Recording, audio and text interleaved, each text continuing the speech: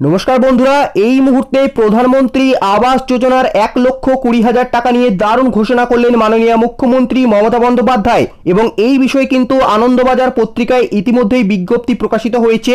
আপনারা জানেন, এর আগে মুখ্যমন্ত্রী বারবার তার জনসভাগুলিতে গিয়ে বলেছেন যে কেন্দ্র আবাসের টাকা না দিলেও দেবে রাজ্য, আবাস বাড়ির টাকা ডিসেম্বরের আগেই দেওয়া হবে। কিন্তু এবারে যেখানে তারিখ বদল হয়েছে এবং আগামী মাস অর্থাৎ জুলাই মাস থেকেই কিন্তু আপনাদের ডকুমেন্টের যাচাই বাছাই শুরু করে টাকা দেওয়া কিন্তু শুরু হতে চলেছে। বন্ধুরা, এই সম্পর্কে আনন্দবাজার পত্রিকায় কি প্রকাশিত হয়েছে, কবে থেকে টাকা আপনাদের অ্যাকাউন্টে পাবেন এবং এই ক্ষেত্রে যাদের যাদের নাম লিস্টে নেই তাদেরও কি টাকা দেওয়া হবে কিনা, সবটাই জানতে চোখ রাখুন ভিডিও শেষ পর্যন্ত। এবং এই বিষয়ে বিস্তারিত আরও জানাবো। তবে তার আগে আপনাদের বলে রাখি যে আপনারা যদি আমাদের এই চ্যানেলে নতুন হয়ে থাকেন তবে অবশ্যই কিন্তু চ্যানেলটিকে সাবস্ক্রাইব করে রাখবেন বিভিন্ন সরকারি প্রকল্পের গুরুত্বপূর্ণ আপডেট সবার আগে পাওয়ার জন্য। তো যেমনটা দেখতেই পাচ্ছেন, আনন্দবাজার পত্রিকা অনলাইন 17 জুন 2024 অর্থাৎ একদমই আজকের পত্রিকা। এবং আজকে কিন্তু লেখা রয়েছে হেডলাইনে, লোকসভা নির্বাচন শেষ হতেই আবাস যোজনার কাজে গতি আনতে জুলাই মাসে, আবার বন্ধুরা জুলাই মাসে সমীক্ষা শুরু রাজ্যের, অর্থাৎ জুলাই মাসেই কিন্তু সমীক্ষা শুরু হচ্ছে এবং এই সমীক্ষা শেষেই আপনার ব্যাংকের অ্যাকাউন্টে টাকা পৌঁছে যাবে। দেখুন, এখানে বিস্তারিত বিজ্ঞপ্তিতে লেখা রয়েছে, আবাস যোজনা নিয়ে কেন্দ্র এবং রাজ্য সংঘাত চলছেই। লোকসভা ভোটের সময় বঞ্চনার অভিযোগে বিজেপির বিরুদ্ধে সরব হয়েছিল তৃণমূল। এবারে কেন্দ্রীয় বরাদ্দ ছাড়াই আবাস যোজনার কাজ শুরু করতে চায় রাজ্য সরকার। অর্থাৎ রাজ্য সরকারের পক্ষ থেকে যে 11,36,000 বাড়ির লিস্ট কেন্দ্র সরকারকে পাঠানো হয়েছিল, সেই ক্ষেত্রে কিন্তু কেন্দ্র কোনো রকমের উদ্যোগ নিচ্ছে না এবং এই বিষয়ে কিন্তু রাজ্যই উদ্যোগ নিয়েছে এবং রাজ্য নিজের তহবিল থেকেই টাকা দিয়ে আপনার সমস্ত বাড়ির চাহিদা পূরণ করবে। দেখুন, এখানে আরও লেখা রয়েছে, লোকসভা ভোট মিটে যেতেই আবাস যোজনা নিয়ে সক্রিয় হয়েছে নবান্ন। সব ঠিকঠাক চললে আগামী জুন মাস থেকে আবাস প্রকল্প কার্যকর করতে সমীক্ষার কাজ শুরু হতে পারে। রাজ্যের আবাস প্রকল্পের টাকা দিচ্ছে না কেন্দ্রীয় সরকার, এমনই অভিযোগ তুলে মুখ্যমন্ত্রী মমতা বন্দ্যোপাধ্যায় জানিয়েছিলেন প্রয়োজনে তার সরকার রাজ্য সরকারের তহবিল থেকেই আবাস যোজনার ঘর তৈরি করে দেবে। এই প্রকল্পে রাজ্যের 11 লক্ষ মানুষকে বাড়ি তৈরি করে দেওয়া হবে বলে জানানো হয়েছিল।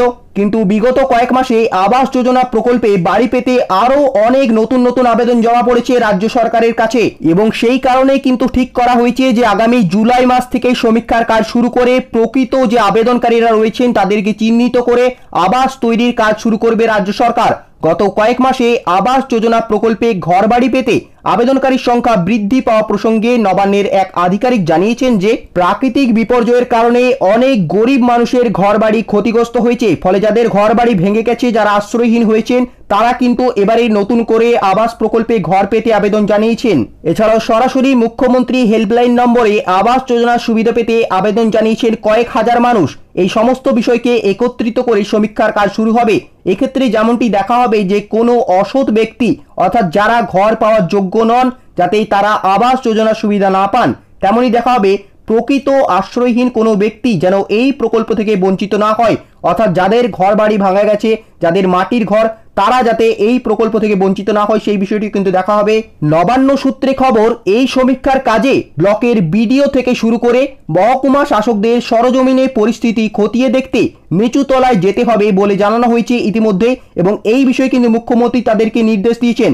নবান্নের এক আধিকারিকের কথায়, এর আগে কেন্দ্রীয় সরকারের পঞ্চায়েত এবং গ্রামোন্নয়ন মন্ত্রী ছিলেন বেগুসরাইয়ের সাংসদ গিরিরাজ সিংহ, যার সঙ্গে 100 দিনের কাজের টাকা পাওয়া থেকে আবাস প্রকল্প নিয়ে সংঘাত হয়েছিল রাজ্য সরকারের। বন্ধুরা, এক্ষেত্রে রাজ্য সরকারের আশা ছিল নতুন সরকার গঠন হলে, নতুন মন্ত্রী দায়িত্ব পেলে এই দুই প্রকল্পের টাকা পাওয়া যেতে পারে। কিন্তু নরেন্দ্র মোদী তৃতীয়বার দেশের প্রধানমন্ত্রী হওয়ার পর পঞ্চায়েত এবং গ্রামোন্নয়ন দপ্তরকে পৃথক করে দিয়েছেন।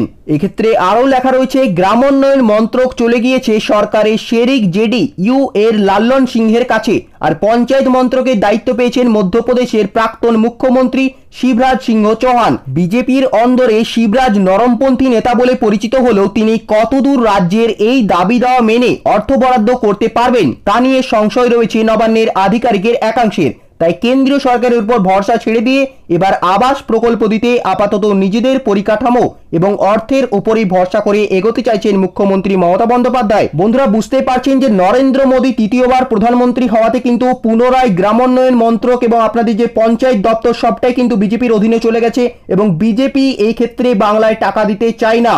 এটা কিন্তু তারা বারবার বুঝিয়ে দিয়েছেন এর আগেও এবং এবারও কিন্তু মুখ্যমন্ত্রী বিজেপির উপরে আর ভরসা করতে চান না এবং নিজের পরিকাঠামো ও অর্থের উপরেই ভরসা করে এগোতে চাইছেন মুখ্যমন্ত্রী মমতা মমতা বন্দ্যোপাধ্যায়। আর তাই কিন্তু জুলাই মাস থেকেই সমীক্ষার কাজ শুরু হতে চলেছে এবং চলতি বছর অর্থাৎ এই 2024-এর শেষ পর্যায়ের আগেই কিন্তু উপভোক্তাদের মাথায় ছাদ দিতে চাইছে নবান্ন।